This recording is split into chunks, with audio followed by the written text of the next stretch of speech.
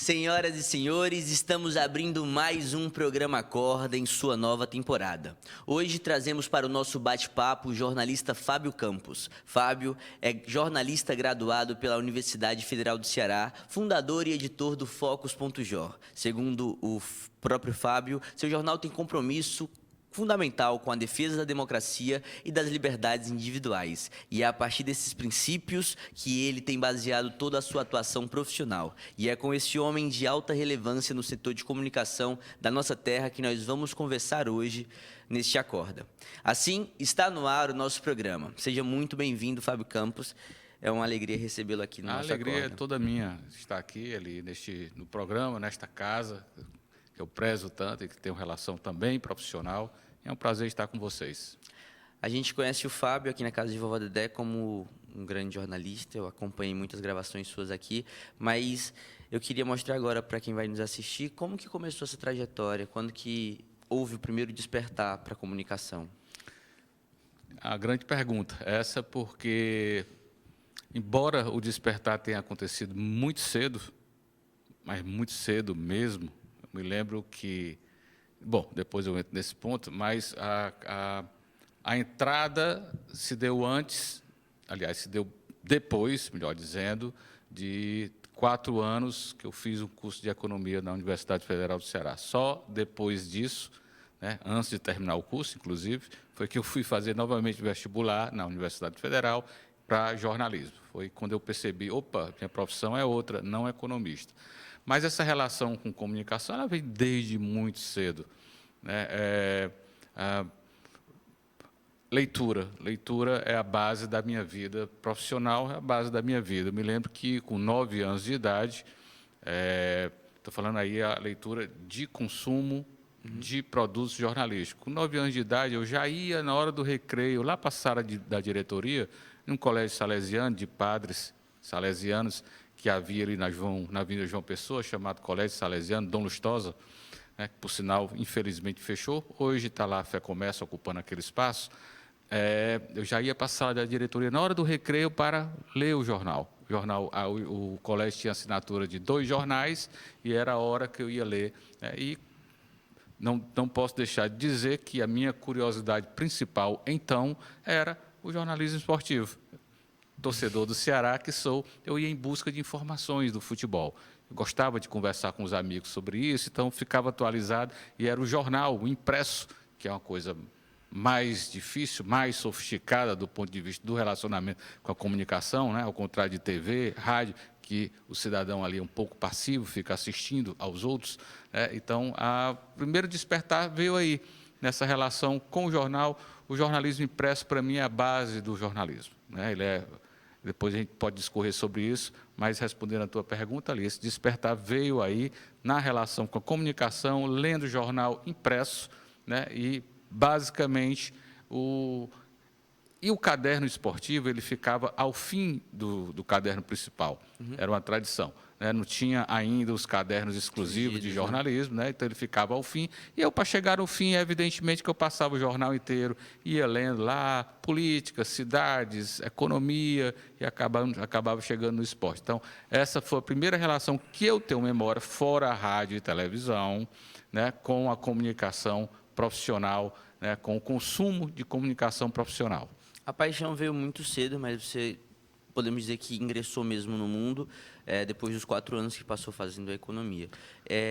Você consegue me dizer se a comunicação, juntamente com a economia, complementando as duas, se a comunicação em si, ela pode caminhar por todos os mundos, porque você fez a economia, depois foi para o jornalismo, para a comunicação.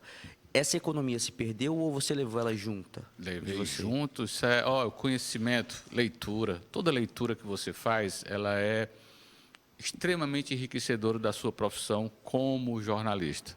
Então, respondendo à tua questão, do jeito que ela levou o tempo, foram pelo menos... Porque teve 6 meses de greve, logo quando a gente entrou, em 1984, faz tempo, né? Lá se vão aí 40 anos, né, nessa brincadeira. Embora esteja muito vivo em minha memória, assim que nós entramos naquele ano, teve uma greve de professores, uma greve nacional de professores de universidades federais, e, na sequência, quando acabou essa greve, que durou mais de 3 meses, em plena ditadura militar, ainda, diga-se de passagem, ainda era governo Figueiredo, logo em seguida veio uma greve aqui de estudantes em função de uma pauta lá relacionada ao restaurante universitário e acabamos perdendo o semestre. Então, deu mais ou menos 3 anos e meio, né, menos de 4, mas, fundamentalmente, o meu maior aprendizado na faculdade de economia não foi nem relacionado aos temas das cadeiras de economia, macroeconomia, microeconomia, economia brasileira, cadeira sempre muito boa, sociologia aplicada à economia, filosofia, direito econômico, enfim, essas cadeiras que eu lembro que eu fiz tudo de problemas brasileiros, que era uma cadeira opcional, mas muito importante, mas o meu maior aprendizado foi no movimento estudantil, porque quando eu ingressei na universidade em 84, era um momento muito efervescente no Brasil, né? Não havia ainda... a grande discussão no país, ela tinha acabado em 1983, a grande discussão sobre diretas já, com grandes manifestações no país, e o país entrando era a passagem da ditadura para o processo democrático. Então, 84, 85, 86 foram anos muito importantes para a política do país, né, para a implantação da democracia no país, e eu estava envolvido com o movimento estudantil, né? E o movimento estudantil é uma escola de política, né, para o bem e para o mal, né? Aí depende da maneira como se vai interagir com isso. Mas esse aprendizado foi fundamental na minha vida de jornalista. Essa temporada, esse tempo que eu passei na Faculdade de Economia, foi muito importante nesse sentido, no sentido da sua pergunta, desse acúmulo de conhecimento. Jornalismo, ali, basicamente, só é um bom jornalista, só é um bom profissional de jornalismo quem tem conhecimento. Conhecimento é a base desta profissão. E não é o conhecimento específico. O jornalista é um generalista, ele é um especialista em generalidades. Ele precisa saber tudo, né? A qualquer momento eu posso me deparar com um personagem que eu preciso entrevistar, e se eu não souber algo sobre o que ele faz, ou sobre a trajetória deste personagem, eu vou me perder. Eu posso até fazer entrevista, mas ela jamais será uma grande entrevista. Então, respondendo à tua questão, sim, esse acúmulo na Faculdade de Economia foi extremamente importante. Eu gostaria de perguntar, você há pouco tempo falou que o jornalismo impresso é a base do jornalismo, e você falou que também o primeiro despertar, assim, talvez o primeiro contato com o jornalismo, com as notícias, veio a partir disso. Eu queria saber se você teve experiência pós-curso, trabalhando em jornais, e como que foi essa trajetória? É curioso que essa pergunta ali, porque a gente fala em jornalismo impresso, é a base de tudo, mas o jornalismo impresso está em grave crise no mundo inteiro, né? Muitos, aqui no Ceará, por exemplo, um dos principais jornais da cidade, no caso DN, já deixou de circular impresso.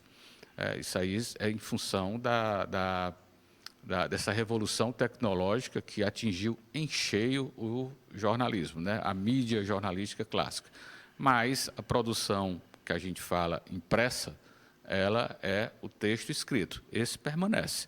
Portanto, eu trago também para as novas tecnologias, para as novas mídias, que o fazer jornalístico que a gente fazia numa redação de jornal impresso se mantém, né? Não com o mesmo vigor. Mas, vamos lá, ela é a base de tudo, porque escrever pressupõe o exercício do bom jornalismo em qualquer que seja a mídia. Quem escreve bem, fala bem.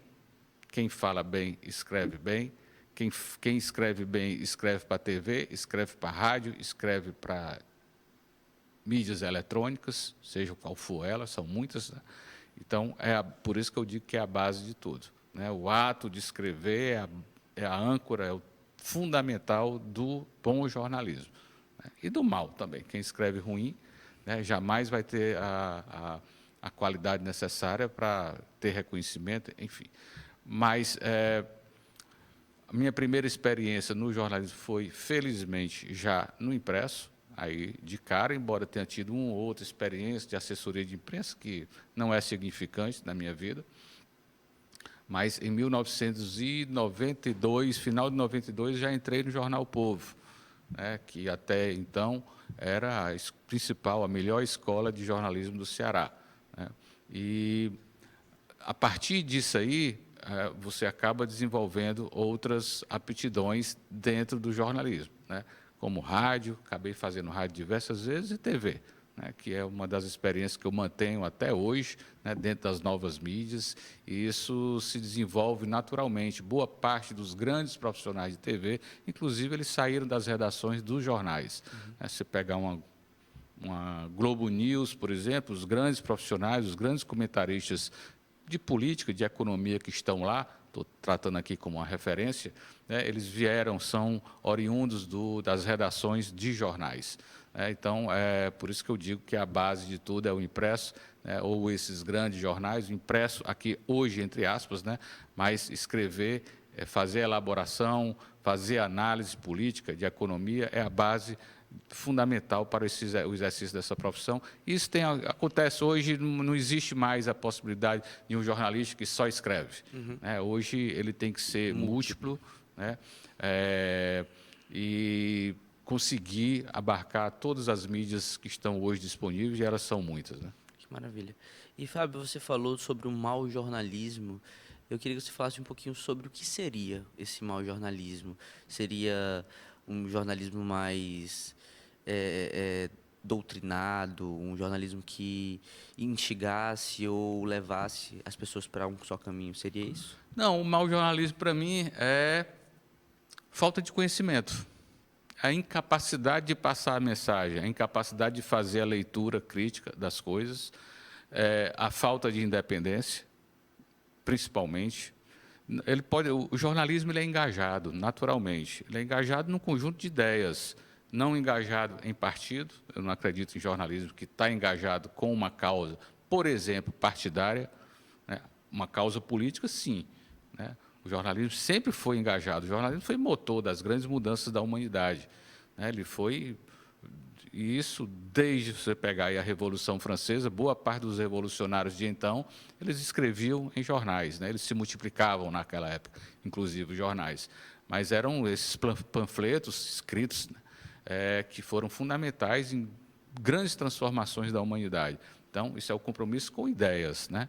Com conceitos, com pontos de vista mais amplos, com a modernidade, com o progresso. Então, o jornalismo sempre teve esse compromisso, mas não é um compromisso individual, não é uma causa individual ou de um partido.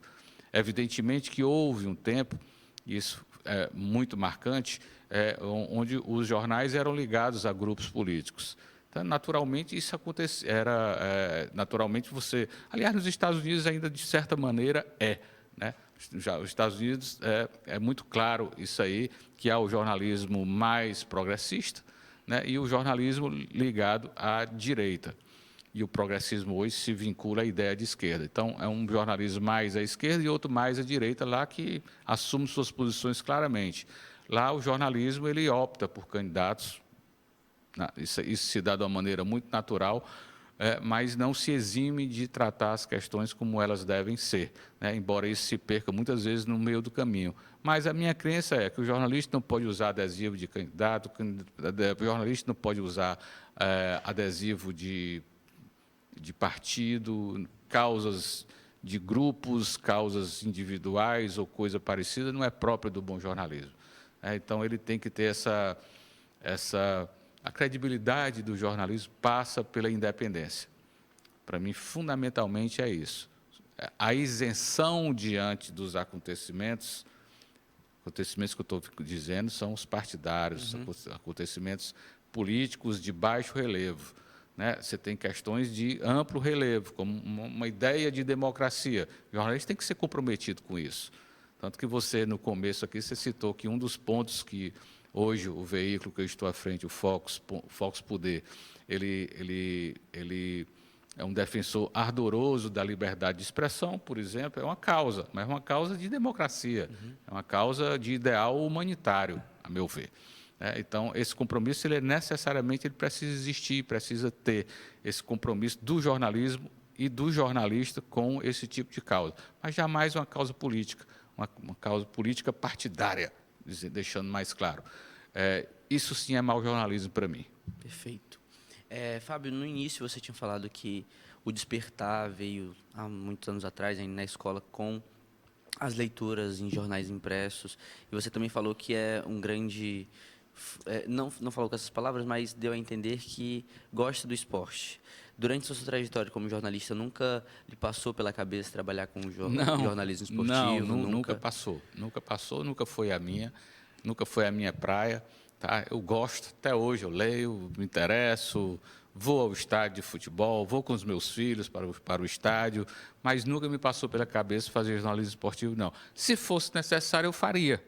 Mas a minha trajetória política, não, a minha trajetória profissional sempre me vinculou à cobertura de política, né? E aí com algumas novidades nesse sentido, né? A minha trajetória aqui no Ceará, ela se cerca de uma importância, porque eu considero que eu fui o primeiro profissional de jornalismo a fazer análise política cotidianamente. O colunismo de política aqui no Ceará, antes da coluna política que eu assinei no jornal O Povo, era marcadamente de pequenas notas, notinhas, pequenas informações. Fulano se encontrou com cicrano, o presidente do partido tal se encontrou com o presidente do partido tal, vão fazer aliança. Essas pequenas informações, né? Que muitas vezes criava assim uma areia movediça, questionável, né? E 96 eu assumi a coluna política do jornal O Povo e comecei a fazer análise política. Era uma coisa que era um procedimento, era um viés da cobertura jornalística de política que não era comum, né? E eu comecei a fazer, acabou pegando muito bem, foi muito tempo que estabeleci uma referência na comunicação no Ceará por causa disso. Posso dizer que eram bons comentários a partir da repercussão que eu sentia e em um momento que foi o último grande momento do jornalismo impresso, né, que durou até a chegada ou até a dimensão que as redes sociais, né, a dimensão que as redes sociais acabou ganhando no mundo, né? Então, tudo passava pelo jornalismo impresso, né? As coisas para acontecer, por exemplo, na política, aqui no Ceará, necessariamente passavam pelas páginas de cobertura política dos jornais, principalmente o Jornal O Povo, né? Principalmente o Jornal O Povo, que era um jornal de uma referência diferente dos seus concorrentes aqui. Então, as coisas só aconteciam quando saiu no jornal. Então, foi esse o último grande momento do jornalismo impresso aqui no Ceará e eu tenho a honra de dizer que eu tive uma participação efetiva nesse momento. A política em si já é fascinante e eu gostaria de saber o que foi que mais lhe chamou a atenção, o que é que seria o despertar também para o jornalismo político ou para essas análises políticas. Foi justamente perceber que na época não existia quem fizesse isso ou foi qualquer outro motivo, algo que Olha, fez? eu vou estar dentro do qualquer outro motivo. Foi absolutamente circunstancial, não foi algo planejado. Eu me vi naquela situação, na verdade fui tirar férias do jornalista que fazia a coluna de então, né? E por falta de tempo eu comecei a dizer, não estou com tempo, o jornal não me deu tempo para levantar as informações e publicar aquela coluna tradicional. Então comecei a fazer comentários. Naturalmente se deu dessa maneira. Comecei a fazer análise política, comentário político. Era metade da coluna era comentário e o resto eram pequenas notas, que depois virou a coluna inteira de comentário e isso prevalece até hoje. O Jornal Povo aí tem hoje 4, 5 comentaristas de política e na época era só eu que fazia comentário de política, né? Era algo ainda praticamente não experimentado no jornalismo cearense, na academia não formava comentaristas de política, aliás, não se forma comentarista de política, ele é ou não é. E para ser comentarista de política, necessariamente, fundamentalmente, você tem que ter muito conhecimento sobre a história política, sobre o processo político, sobre como ele se dá, né? Saber fazer a leitura, saber fazer a análise é algo assim que eu posso dizer com tranquilidade, não é para todo mundo, não. se não for bem feita, ela se perde rapidamente e não se cria credibilidade, não se cria referência, se não for bem feita, fazendo a leitura correta dos acontecimentos e baseado na realidade, né, do que está acontecendo. Sabe, as entrelinhas da política estão postas aí o tempo todo. A política é um mundo à parte. Na política, curiosamente, eu costumo dizer isso, na política, a política é como se fosse uma vida paralela, né? A verdade, a ideia de verdade na vida normal da gente é uma, a ideia de verdade na política é outra. Não sei se eu consegui me fazer entender, mas na política a verdade é algo que até se aceita que não seja dito. Um político não diz, por exemplo, a verdade sobre a leitura, ele faz a leitura sobre um fato, que não necessariamente é a verdade. O tempo todo ele está fazendo isso. Os governantes mentem, porque eles não admitem, por exemplo, notícias ruins. É muito raro ver um governante. Ele sempre mostra o lado cheio do copo, né? E o jornalismo mostra o lado vazio do copo. Essa é a grande diferença entre os dois. Mas, respondendo à tua questão sobre esse despertar para a política, é algo que já vem da minha trajetória também. Meus interesses como estudante sempre foram relacionados à área política, essa área de humanas, geografia, história, sempre foi o meu maior interesse nos meus estudos, né, desde o primário, hoje chama-se ensino fundamental, sempre foi a minha busca, né, de formação prioritária, né? Então, basicamente isso ali. A política ela é instigante por diversos motivos, entre os quais nosso cotidiano ele depende da política, né? O rumo da nossa vida depende da política, principalmente no país como o Brasil, onde o Estado é muito forte. A economia depende de decisões estatais, e muitas vezes, né? A vida do cidadão depende de decisões estatais. Hoje mesmo, por exemplo, o governo federal está lançando uma decisão, uma proposta para o Congresso de aumentar o valor que não há imposto de renda, não há cobrança de imposto de renda. Então, é uma decisão governamental que afeta a vida de milhões de brasileiros. Só para termos uma ideia bem recente, né, para ilustrar o que eu estou dizendo. Então, a política é instigante nesse sentido. E, Fábio, em um país onde o consumo de informação muitas vezes é tão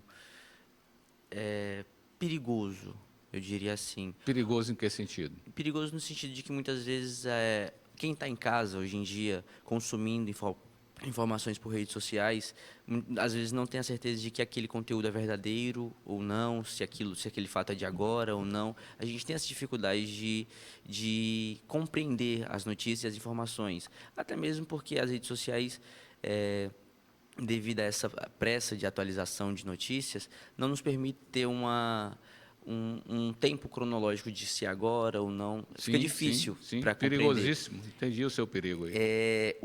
Qual o cuidado o jornalista político ele tem que ter na hora de passar essa informação, de buscar informação? Porque o sentido maior é repassar a notícia, informar quem está em casa, quem quer receber essa notícia. Qual o cuidado tem que ter? Essa é uma questão absolutamente contemporânea e importante, que não vale só para o jornalista, o jornalismo, o profissional de comunicação. É o cidadão, é a maior vítima de uma notícia mal contada, de uma informação falsa, fake news, é o termo que resume essa situação.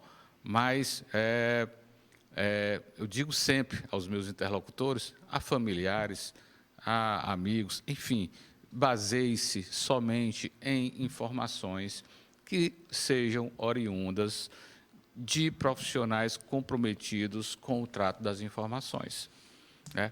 Quando você busca informação em um meio de comunicação, vamos lá, dito tradicional que seja, né, ele tem compromisso com a informação, né? Claro que há desvios, óbvio, não nego, certo? Mas não é um sujeito qualquer numa rede social, falando algo que você não sabe a data nem quando, pegando uma informação descontextualizada. A obrigação do jornalismo é contextualizar.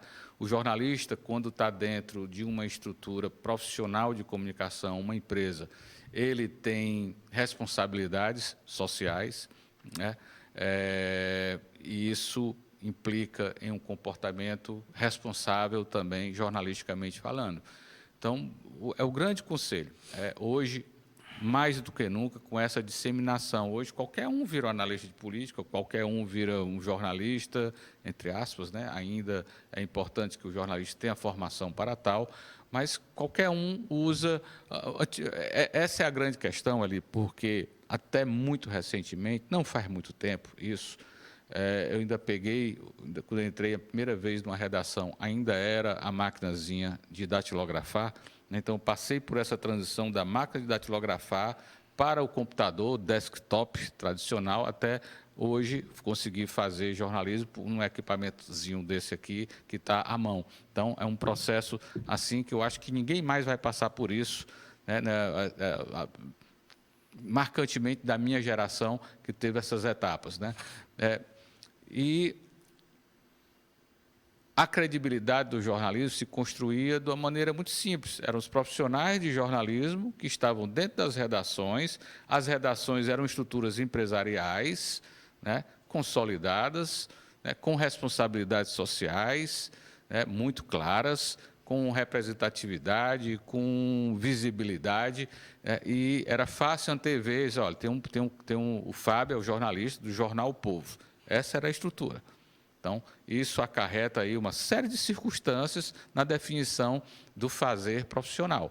Hoje, não. Hoje eu pego aqui, enfim, falo um monte de besteira, mentiras. O grande lance para conseguir seguidor é falar bobagem, ser histriônico, fazer escândalos, fazer pegadinhas, ou coisa que o valha para conseguir seguidores. Então, o jornalismo de antigamente, desses veículos que eu estou falando, eles viviam de seguidores também, mas era o seguidor que ia numa banca de jornal, por exemplo, e comprava. Ou que estava diante de uma televisão, num momento ali, curto dentro do jornalismo, né, dentro de uma grade de televisão, em que tinha um jornal de manhã, outro meio-dia e outra noite. Né? Isso era muito claro essa visão. E hoje não, isso está multiplicado, está pluralizado de uma forma tal que fica difícil. Daí essa pergunta é nova. Essa pergunta não existia antigamente. Essa pergunta, a resposta era muito fácil. Não, procura um profissional de jornalismo que esteja dentro de uma estrutura jornalística séria, de referência. Mesmo assim, tenha cuidado. Mesmo assim, tenha cuidado. Mas hoje se complicou de uma forma tal que a única resposta que eu tenho a dar é isso. Olha, procure profissionais que tenham credibilidade. Ainda e hoje. estruturas que tenham credibilidade. Mesmo que... E você vê, por exemplo, que boa parte da estrutura que tem credibilidade dentro das redes sociais foi construída por profissionais que saíram das redações para isso. Posso dizer que é o meu caso. Eu deixei o jornal Povo de livre e espontânea vontade para montar meu próprio veículo, né? E é um veículo que fala basicamente de política e economia. Então, está ali, né? Muito claramente, um profissional que tem uma trajetória, que tem uma história, que tem respeito, né, do público, do poder, da política, da economia, e que nunca se manchou, que nunca se envolveu com determinadas coisas, ou com campanhas, ou com partidos, ou enfim. Então, é isso que tem que buscar. Para eu publicar uma informação, por exemplo, eu tenho que falar com a fonte, eu tenho que levantar essa informação, eu tenho que buscar o documento oficial onde essa informação veio. Esse é o compromisso do jornalismo, é com a fonte, com a origem da informação, de onde é que ela veio, como ouvir por exemplo, se eu pego aqui uma decisão governamental, às vezes mandam coisas para mim, gente com leitura, gente com boa formação escolar. Olha aqui o que saiu hoje, aqui que o cara está dizendo quando eu vou olhar, gente, isso é fake. Olha direito de onde é que veio essa informação. Ou, gente, isso é um vídeo de 10 anos atrás não aconteceu nem no Ceará, foi em outro canto, porque é difícil, né, essa descontextualização, pensar a informação e colocá-la numa rede social para as pessoas, é tanta informação que as pessoas engolem assim rapidamente. E as pessoas têm cuidado ali. Muitas vezes eu recebo mensagens, WhatsApp, por exemplo, perguntando, Fábio, isso aqui é verdade? Aí eu vou olhar assim, não, gente, isso nem foi aqui, não existiu. O cara pegou isso aí, junta os cacos, mistura a situação, descontextualiza o fato, o vídeo, seja lá o que for, e coloca como se fosse hoje.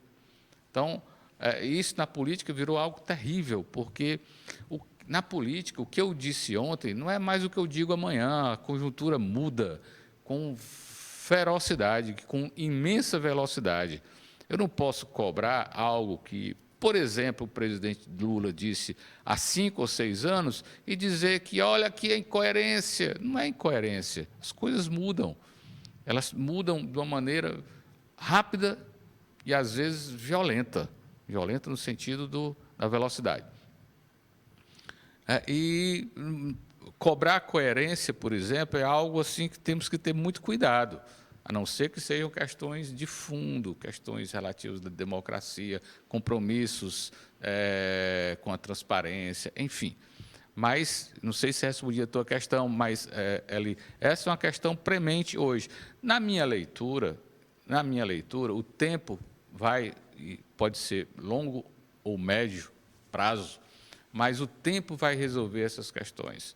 O tempo vai fazer com que as pessoas compreendam quais veículos devem ser levados em consideração, quais profissionais, seja jornalista ou não, mas que às vezes nem é jornalista que está em rede social, por exemplo, tratando de informações, tem responsabilidade no trato das informações e tem credibilidade, deve ser levado em consideração. Eu acho que vai haver naturalmente uma peneira nisso aí, tá? Então, eu espero que sim, eu espero inclusive que aconteça, porque os prejuízos que essa situação, que as redes sociais, né, o risco de que algumas eleições já aconteceram, o Brexit na Inglaterra, a primeira eleição do Trump nos Estados Unidos, há várias suspeitas, né, e até investigações de que,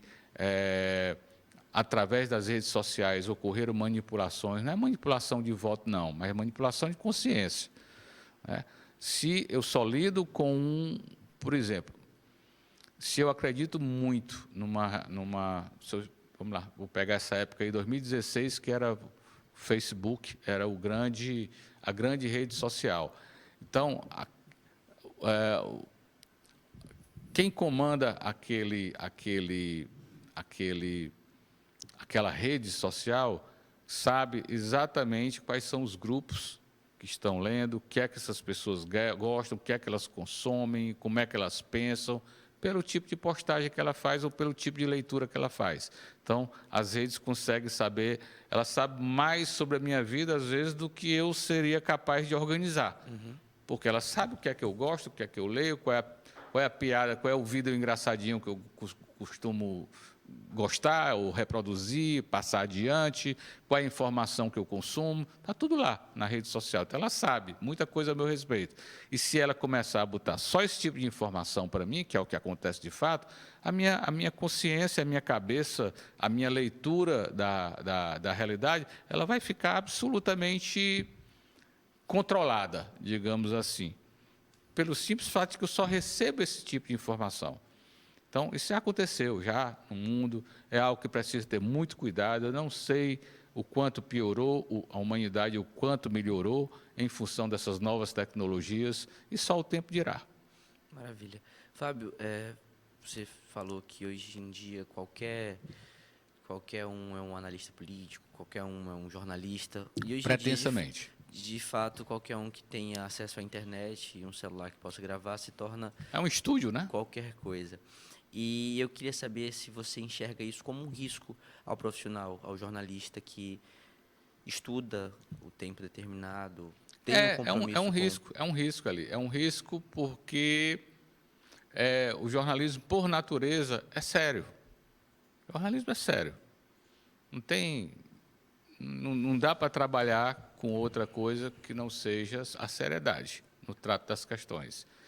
E na medida em que as gracinhas, por exemplo, ganham grande dimensão, acabam se sobrepondo, tem muitos seguidores e tal, o jornalismo sofre com isso.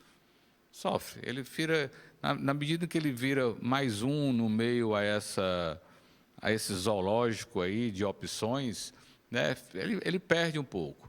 Né? Talvez seja saudosismo meu do tempo que a informação era tratada exclusivamente por esses profissionais que tinham uma formação universitária, eram poucos cursos, né, também de jornalismo na época, e necessariamente eles iam para um meio de comunicação bem conhecido, uma TV, uma rádio, ou geralmente um jornal impresso, uma redação de jornal, né, que a redação de jornal, que era produzido numa redação de jornal, que ia para o jornal impresso, acabava sendo multiplicado pelas emissoras de rádio, pelas TVs, né, aprofundado por um ou por outro, enfim. Mas hoje, como eu disse, né, está em processo de construção algo que eu não sei o que é que vai dar ainda, mas o jornalismo perdeu muito. Na medida em que as estruturas que fazem o jornalismo mais tradicional, mais sério, com todas as condições inerentes ao jornalismo, aquilo que se aprende no curso, processo de investigação, a independência em relação às fontes, essa coisa toda, construção do texto, na medida em que isso se tornou muito caro, né, para o jornalismo impresso. O jornalismo impresso perdeu muito com as novas tecnologias, já dissemos isso aqui, né, você tem um jornalismo fragilizado. No mundo inteiro está fragilizado. No mundo inteiro. Hoje, a quantidade de jornais, todo dia fecha um jornal no mundo, em algum lugar, o impresso tradicional que eu estou falando, e abre-se não sei exatamente o quê. Né? Não há como acompanhar ou cobrar o que se faz em rede social. Né? Até porque as redes sociais muitas vezes falam para nichos, fala coisas que as pessoas querem ouvir, enfim, perdeu muito e há um risco muito grande e a maior vítima disso tudo é a ideia de democracia. A ideia de democracia, essa é a minha maior preocupação hoje com as redes, em relação às redes. Houve uma tentativa, não, houve uma grande adaptação dos grandes veículos para esse novo momento dessa era tecnológica, desse meio digital. O jornal O Povo se adaptou, hoje em dia também ainda continua sendo um dos maiores veículos de comunicação do nosso país, com muitos seguidores. E essa adaptação prejudica a essência desses grandes veículos ou não, na sua visão? O esforço para que não prejudique é grande, tá? Mas, a meu ver, a força investigativa dos meios de comunicação, em grande parte, principalmente o jornalismo regional, perdeu muito. A dependência desses veículos em relação ao Estado, aos patrocinadores estatais, né, é outro problema sério também. Antes, os jornais eram mais independentes. Hoje, são muito dependentes de patrocínios públicos. Isso é um problema para o jornalismo. Problema. Porque o poder se impõe.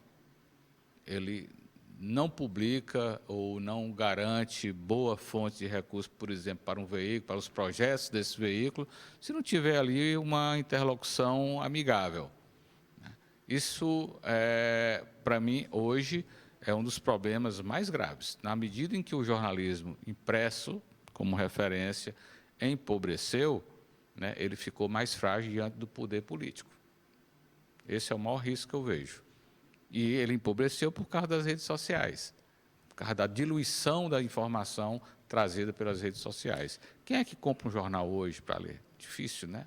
Provável. Ah, mas o jornal está lá na internet. Ah, mas tem que pagar uma assinatura. Uhum. Ah, para que eu vou pagar a assinatura se eu tenho aqui essa ruma de opção disponível gratuitamente? Então, tem um dilema aí muito forte. Né? E no Brasil, não tem nenhum grande... Todos perderam. Todos os grandes jornais perderam. Uma Folha de São Paulo da vida vendia 700, 800 mil exemplares. Hoje está sofrendo com não sei quantos, 100 mil, talvez. Não. O Jornal Povo vendia 25 mil exemplares no dia, está vendendo quantos hoje? Porém, tem Quantos mil assinantes? Ninguém sabe ao certo também, né? E de assinantes de internet, né?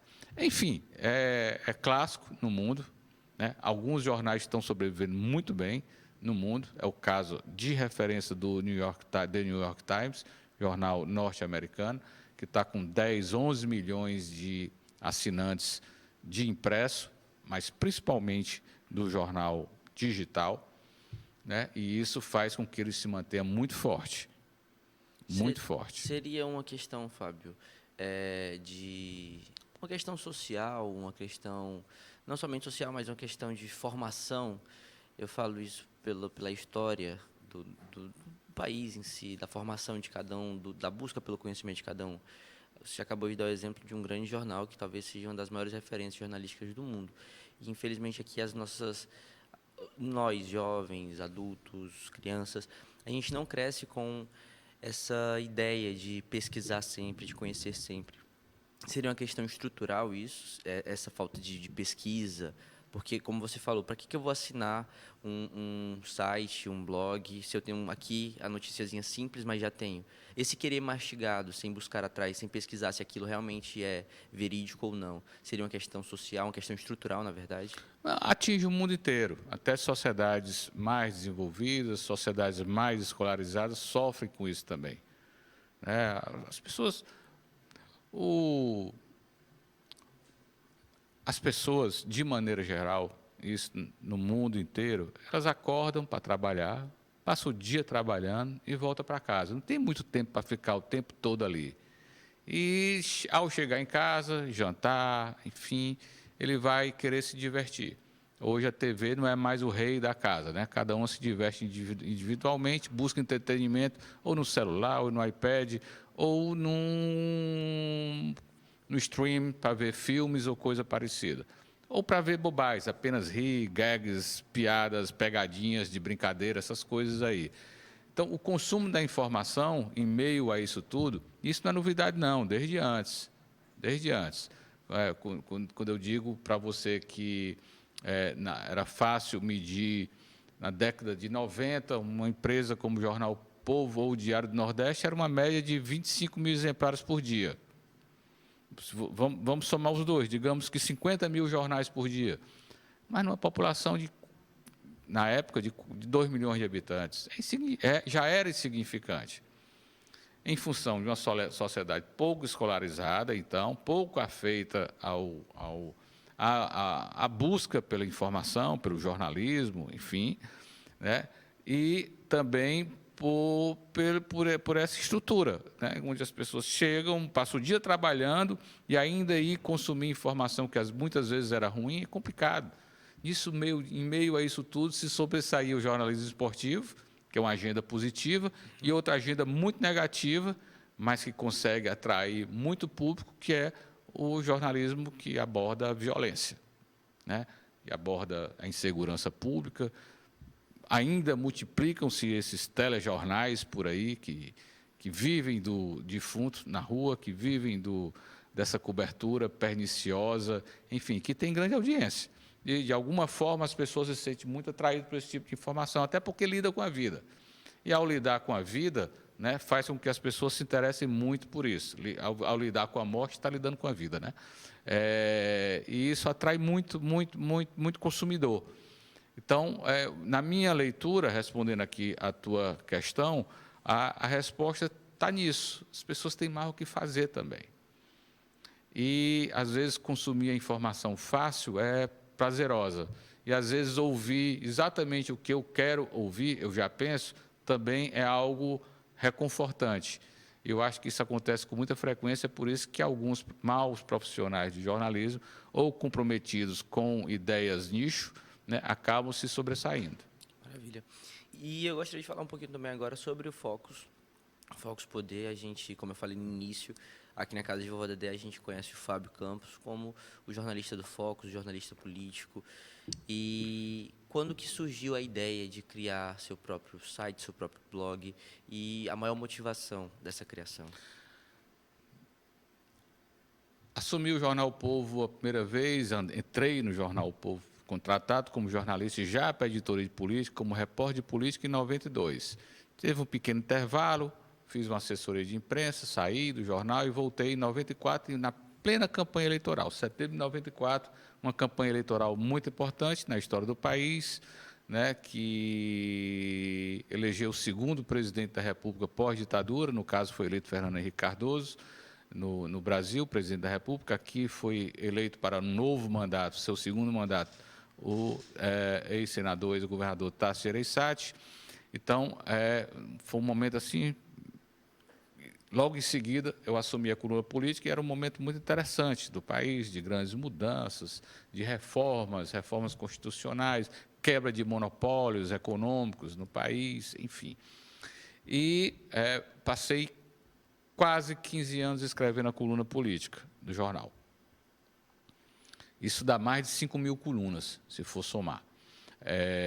Estão lá, disponíveis, né? Eu tenho até que pegar esse acervo, que é bem interessante porque ela faz leitura de épocas importantes, de momentos importantes da história do Ceará e do país. Por livre e espontânea vontade, que não é muito comum, eu deixei a coluna política. Após insistir muito com a direção do jornal, consegui deixar, porque a minha crença é que o jornalismo político e o jornalismo de análise política, necessariamente ele precisa se renovar, né? Eu achava que tinha novos profissionais que deviam assumir esse papel. Mas fiquei no jornal escrevendo um texto na quinta-feira e outro no domingo, que era uma meia página, também de análise política, enfim, basicamente. E a minha análise de política ela saiu do lugar comum do partido, da eleição, do candidato, do governante, e eu passei a fazer análise, inclusive, de cidades, né, da situação de cidades que passam pela decisão política. E os novos tempos vão se estabelecendo. E chegamos a um momento no país onde, enquanto isso, paralelamente, eu fazia o Anuário do Ceará, é o veículo impresso mais antigo de nossa história, vivo, né? O veículo vivo mais antigo da nossa história. O Anuário do Ceará faz um resumo anual do Estado, de todas as suas instituições, é bem interessante. Existe desde 1840, 1860, 70, há especulações nesse sentido. Não há uma data certa, mas eu consegui convencer o jornal a retomar esse projeto que estava na mão do jornal, que estava sem sair, enfim, foi uma das coisas paralelas que eu fiquei fazendo também, além de comentários em rádio e outras ações, né? Até chegar esse momento político que ainda está presente eu odeio a ideia de polarização, né? A polarização ela empobrece por natureza, né? Se você crê que a humanidade é feita de vermelho e azul, ou vermelho e verde, ou vermelho e amarelo, como queira, isso é empobrecedor demais. E isso começou a me incomodar. E nós chegamos a uma época onde começou a florescer uma ideia de que alguns poderiam ser cancelados se não seguisse determinada linha de pensamento, de conceito ou coisa parecida. Cancelado é um termo novo também, né, próprio de rede social. Isso começou a me incomodar, um clima complicado, onde o pensamento começou a ser extremamente cobrado, censurado muitas vezes, né? A liberdade de expressão se perdeu um pouco no meio disso tudo e eu cansei dessa história. Esse rapaz não dá mais para mim, era um embate eterno, inclusive dentro da redação, né?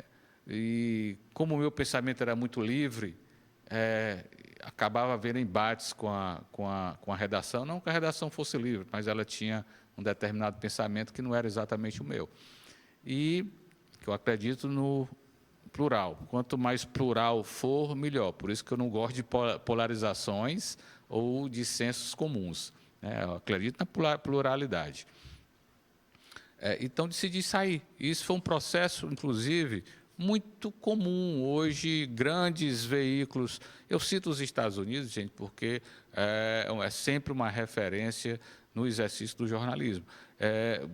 boa parte das referências que estavam dentro das redações do New York Times, o Washington Post e outros já veteranos, eles deixaram os jornais e montaram suas estruturas de comunicação próprias que a internet, em um veículo, uma mídia como essa, permitia, né? E foi o meu caso. Essa decisão se deu em 2017. Bom, já chega, já deu. Minha experiência aqui na empresa, o Povo S.A., já tinha chegado ao fim. Não havia mais satisfação de estar ali.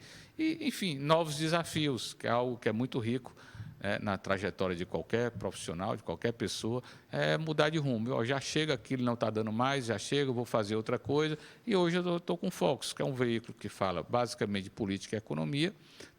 Gravamos aqui na casa de Vovó Dedé o Focus Colóquio, que é uma entrevista, com esse batismo de Focus Colóquio, e ele, inclusive, já colaborou com o Focus Colóquio.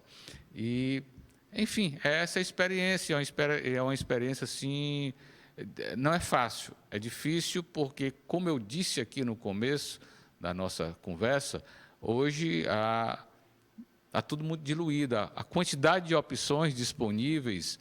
Quando eu fundei o Focus, era Focus.jo, hoje é Focus Poder. Em 2017, final de outubro, em 2017, ele foi ao ar dia 2 de outubro, tinha 2, 3 profissionais fazendo o que eu fazia, né? O jornalismo na área digital. E hoje isso se multiplicou de uma forma tal, hoje tem dezenas, talvez, só aqui no Ceará. E a cada dia surge outro. Pois é. E disputando o mesmo espaço. E eu olho assim, poxa vida, quem é esse cara que está fazendo isso? Quem é essa pessoa que está fazendo isso? Qual é a experiência dela? Qual é a história dela? Ninguém sabe ao certo, enfim. Mas eu acredito que vai se depurar. O tempo vai levar a isso. Tá? E, ao mesmo tempo, vamos buscando novas opções, novas abordagens, né? A tecnologia, ela o tempo todo está impondo mudanças de formato, mudanças de forma de abordar as coisas, enfim, esse a resposta para ti já era tempo de deixar, eu deixei e fundei o meu próprio veículo. Que maravilha. Fábio, a gente está chegando ao final do nosso programa e eu queria, já se encaminhando para o final, falar um pouquinho sobre a Casa de Vovó Dedé, como você bem citou. Você realiza gravações do Focus aqui na Casa de Vovó Dedé, do Focus Poder, e eu gostaria de saber um pouquinho sobre a sua visão sobre a Casa de Vovó Dedé. Já faz mais de 2 anos, acredito eu, que exista essa parceria, né? Isso? Sim. E eu gostaria que você falasse um pouquinho sobre a sua visão sobre a Casa de Vovó Dedé, o que é que você acha da ação que a Casa de Vovó Dedé realiza, e um pouquinho também sobre essa parceria para a gente encerrar esse programa. A minha aproximação mais forte da Casa de Vovó Dedé se deu a partir de conversas com o gestor da casa, né, o Wagner Barbosa, que já o conhecia há algum tempo, e fomos afinando a conversa, né? E o Wagner jogou uma questão: Fábio, era muito legal se você gravasse o programa aqui na nossa estrutura, e até porque é importante eu fazer com que as pessoas venham aqui. E quem são as pessoas? As pessoas que eu vou entrevistar, né? E são, enfim, poder político, vem para cá, conhece a casa, a gente chama de Dedé Tour, né, que é o procedimento antes da entrevista, antes do Focus Colóquio, senta ali com o Wagner faz a apresentação do que é a casa, da dimensão que esta casa tem, e é muito importante essa dimensão, vou falar daqui a pouco, né? Então, essa aproximação mais forte se deu dentro dessa ideia, e faço esse trabalho com enorme prazer. A casa é muito importante. A casa tem uma característica que está muito relacionada ao comando, né, da casa. A gente dedicada ao que faz. Isso aqui é profissão de fé. E quando se faz isso como profissão de fé, com amor, né, então as coisas se constroem de uma maneira muito interessante. A casa tem uma gestão que o Wagner é um engenheiro, né? O Wagner é um consultor, né, de projetos, e ele trouxe essa experiência de gestão privada para dentro da casa. Então, os recursos aqui, que boa parte vem do setor público, né? Eles são muito bem geridos, os resultados são incríveis. E ele lida com algo que é muito caro para mim, caro no sentido de importante, que é a comunicação. Na hora que o Wagner entendeu que música era muito importante, mas a comunicação que se construía em torno da música era tão relevante quanto, deu uma dimensão muito especial à casa, né? A gente está aqui num dos estúdios da casa, é só um dos estúdios, são equipamentos extremamente modernos, são equipamentos caros, né? E, na medida em que a gente está fazendo esse programa aqui, é uma escola para outros estudantes aqui da casa, outros clientes aqui da casa. Então, essa construção foi muito interessante. A localização dela é muito especial. A casa está situada aqui numa fronteira entre o Pirambu, Barra do Ceará, Cristo Redentor, bem no meio de uma região de um índice de desenvolvimento humano ainda muito baixo. Então, boa parte da clientela da casa está aqui no entorno, né? E esses jovens, adolescentes, crianças que vêm para cá aprender música ou aprender audiovisual, aprender edição de imagem, sobre som, sobre, enfim, todo esse mundo que se relaciona com essa área de conhecimento, encontra um lugar que ele não tem nem na universidade. Você ali é aluno da Estácio, faz jornalismo lá, faz curso de comunicação lá. E ele sabe que lá não tem uma estrutura como tem aqui, de ensino nessa área de comunicação, né? Nem a Universidade Federal do Ceará tem. Eu creio que nem a Unifor, que é uma universidade privada, bem estruturada, tem uma estrutura como a que tem aqui para servir de sala de aula para uma quantidade imensa de jovens e jovens mais carentes que precisam demais desse caminho que aqui é oferecido, né? Então, é importante de todos os sentidos o trabalho que a casa faz, em diversos sentidos. O meu papel de trazer, por exemplo, o poder político para cá é encantador, porque eu vejo como a maioria dos políticos é gente de qualidade. Aliás, ele precisa dar respostas, mesmo que ele seja, às vezes, do ponto de vista ético, um pouco complicado, mas o bom da democracia, o bom da eleição é que ele precisa dar respostas, né? Então, ele vê o que se faz aqui e se encanta. Poxa, o que vocês fazem aqui é incrível, né? A construção dessa casa é fantástica. Isso agrega credibilidade, sabe? O meu papel é exatamente esse, dar também um pouco da minha credibilidade, fornecer para casa. Isso tem se dado de uma maneira muito interessante e outros projetos nesse sentido, da relação do Fox com a casa, estão em construção. Em breve, isso será transformado, será dito publicamente, será transformado em ação, né? E creio que há um longo caminho a se caminhar, né? E o projeto da casa que se multiplique. Ele é fantástico, né? Ele é um espaço da sociedade, né, de grande valor. E a minha expectativa é que quanto mais pessoas conhecerem o trabalho que é feito aqui, melhor também para casa e para a sua clientela. Que maravilha. Dito tudo isso, Fábio, muito obrigado por ter participado dessa nova temporada do Acorda.